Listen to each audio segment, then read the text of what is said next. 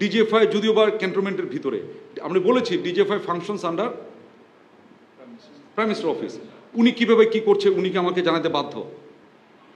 আমি আপনাকে এখনই বলি, আমি এই মুহূর্তে মেজর জেনারেল র্যাঙ্কে যদি ডিজিএফআইতে যেতে চাই আমার একটা প্রায়র অ্যাপয়েন্টমেন্ট দরকার পড়বে, এবং যাওয়ার আগে আমার মোবাইল টোবাইল ইত্যাদি রেখে আমাকে একজন সঙ্গী একজন দিয়ে দিবে, তাকে নিয়ে হাঁটতে হাঁটতে আমার ঠিক নির্দিষ্ট যে রুমে যাওয়ার কথা ঠিক সেই রুমে যেতে পারবো।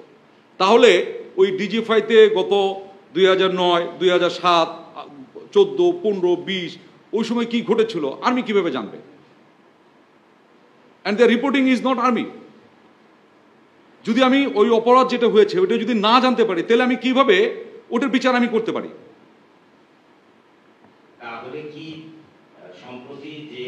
এই জন্য আমি বলছি যে যখন কমিশন কাজ করছে we gave them full support. You can talk to the commission.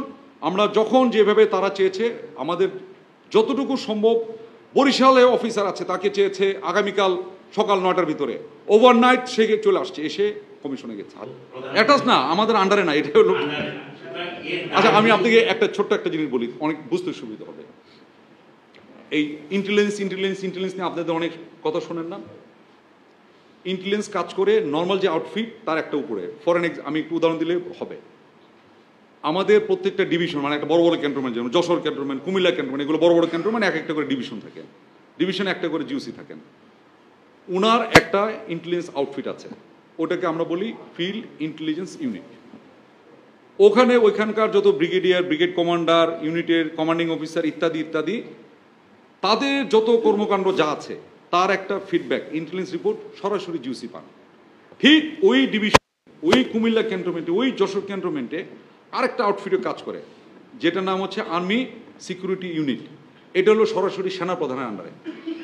ওই জিওসি কি করেন বা তারও তো একটা চেক দরকার।